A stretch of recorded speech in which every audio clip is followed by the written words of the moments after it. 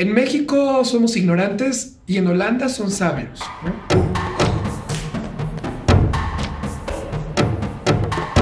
A ver, también ahí hay que tener mucho cuidado cuando se compara un país con otro.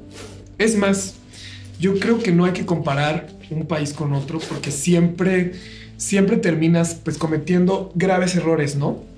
En el sentido de que perjudicas la imagen, la identidad o las circunstancias que llevaron a un país a convertirse en lo que es, ¿no? En ese sentido, o sea, es muy importante no decir, por ejemplo, ¿no? En México somos ignorantes y en Holanda son sabios, ¿no? O al revés, porque también yo tenía amigos latinoamericanos que odiaban vivir en Holanda y que odiaban a los holandeses y que los consideraban ignorantes desde muchos otros aspectos de los que evidentemente son, ¿no? Como ignorantes emocionales o con una... Digo, esto un poco para contrastar nuevamente, pero, oh, qué difícil.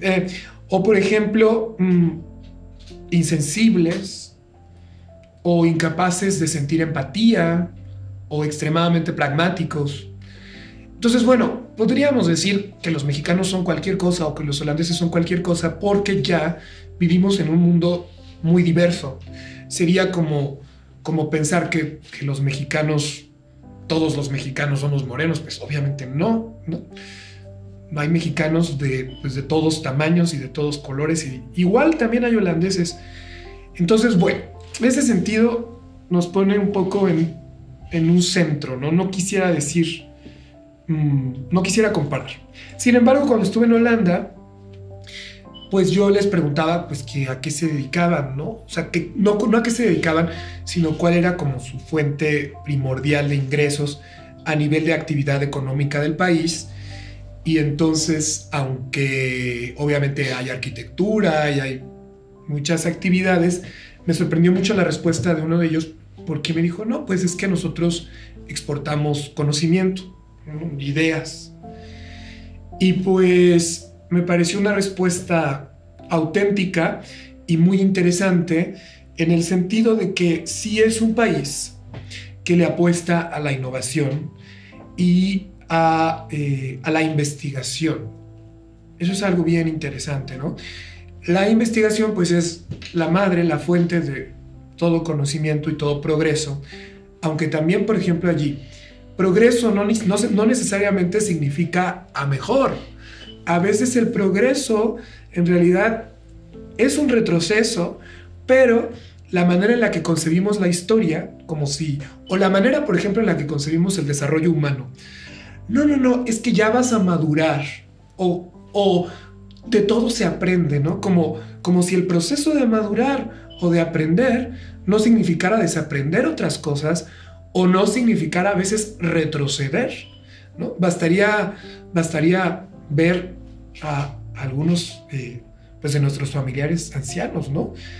Es una pregunta muy interesante, porque por un lado, sí es cierto que un anciano es mucho más sabio, y sí es cierto que es muy interesante conversar con un anciano, pero también a mí me atemoriza porque evidentemente detectas, no en todos los casos porque hay excepciones, que hay un detrimento de ciertas capacidades, o que incluso en algunos de ellos pues hay un aumento de neurosis o hay una menor flexibilidad cerebral y entonces ya no pueden comprender ciertas ideas o salirse de ciertos esquemas.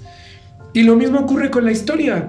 De pronto nos hacen pensar que vivimos en un apogeo tecnológico y que este mundo de redes y este mundo de la comunicación expedita y diligente, pues es producto de una evolución. Pero pues justamente habría que ver una pirámide maya o habría que entender culturas como la hindú, la egipcia o nuestras culturas mesoamericanas para entender que de evolucionados no tenemos nada, o tenemos poco, o tenemos lo mismo.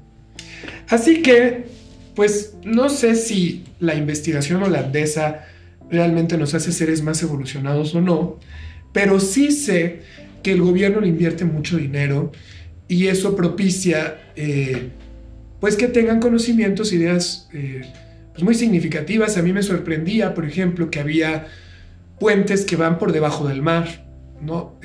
Túneles. Entonces de pronto pues tú vas en tu bicicleta y bajas a un túnel y tú no te imaginas que arriba de ti está el mar y que estás cruzando de un extremo del mar al otro. O por ejemplo que haya muchas islas artificiales, que eso me parecía casi incomprensible.